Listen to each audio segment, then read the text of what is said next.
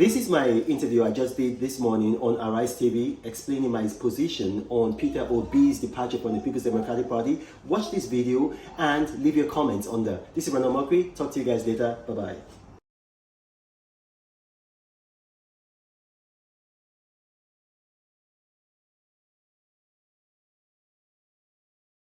You don't think that Peter Obi on the ticket of Labour Party, with the kind of movement, national movement that it seems to be building, that he will pose a threat to PDP at the general elections? And if you look at the reasons that he's given, which are similar to what Ayatollah has just given, that he does not want to be part of money politics and gang up, you do not think that those reasons might resonate with a good number of Nigerians and therefore might play a role in how 2023 will turn out?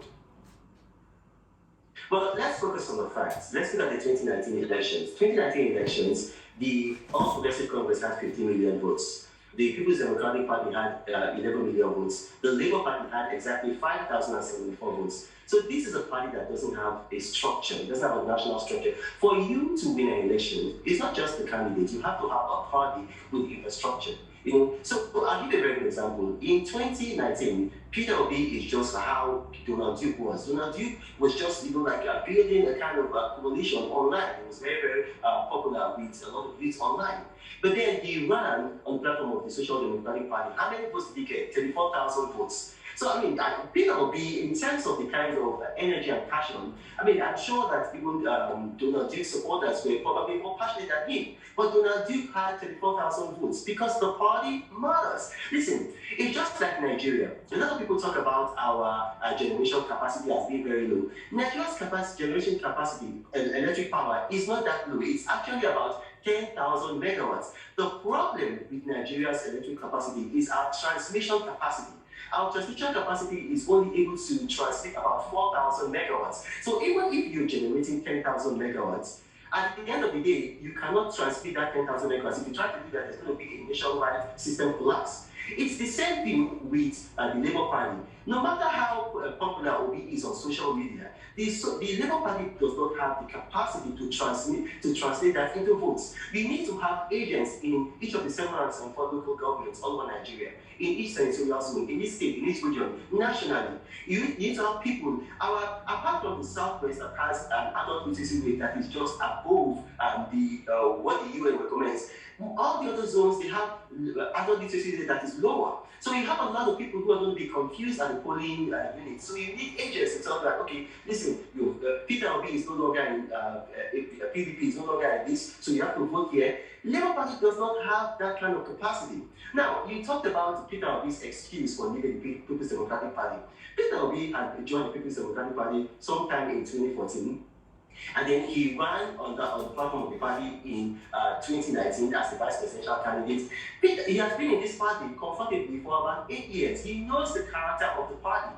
So if he's now just 3 days before the presidential primary is going to say, okay, well, my kind of politics does not agree with the PDP, that's an excuse. He's being opportunistic because he knows how this party has been. The reason why he stepped down, which is not telling the public, is because he was going to be disgraced at the primaries. Even in his own state, he doesn't control the PDP machinery. So he wasn't even going to get the most votes even in his own state. So to avoid that disgrace, then he just came out and brought about this opportunistic excuse that he's leaving the party because of this, because of that, because of that. Look at what he said. I watched him on Newsnight yesterday on this channel, and one of the presenters asked him, look, how could you have left the People's Democratic Party, which is a party that is tilting towards the right, and then you go to the Labour Party, which is a party that is almost as far left as possible without being a communist party?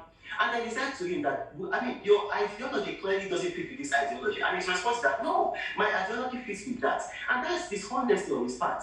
2019, he gave an interview to Tell, and he said that he supports the privatization process, and that anybody, and you can Google it if you're watching me at home, even you right now, you can Google it, that anybody who compromises the privatization agenda should be arrested, prosecuted, and sent to jail. Meanwhile, the Labour Party is against the privatization agenda. They've asked for the government to scrap it, because anywhere in the world, Labour is against privatization.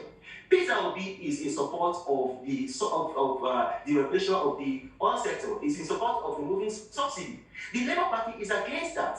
Peter Obi is in support of free market policies. Is in support of lower taxes for big businesses so that they can continue to employ.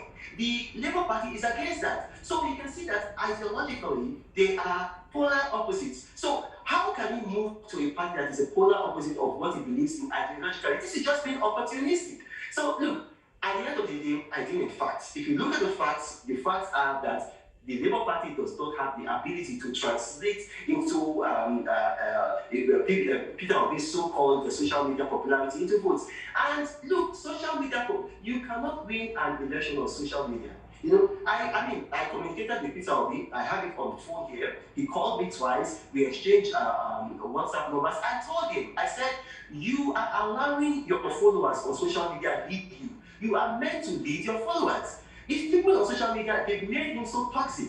I mean, one of his followers came out and said that he was the one who drove Nzegu when Nzegu was going to plan his coup to kill Sadana. Can you imagine how foolish that is? You want people to elect you as the president of Nigeria. And then, in the history of Nigeria, the most popular northerner, living or dead, is Sir Ahmadu Bello. And you are allowing your people on social media to boast that you, and which is a lie, that you are the driver of Nzegu, who when he was going to go kill Ahmadu Bello. How are you going to get boasting about that with that? In 1987, Obasanjo wrote a book, Nzegu, eulogizing his friend. In all over northern Nigeria, they held Berlin-style, Nazi-style book burnings, and you're allowing your people to say that. So, Peter Obi, he did not show leadership. And as far as I'm concerned, look, his excuses that he gave for leaving the PDP is just hogwash. All right, Reno, But Reno travels all around the world. I hope you get inspired about what you see. Apostle of greatness, Reno is a master. Only one man against the whole world in large. Fighting with the monsters, poverty I can't stand. That's why Reno is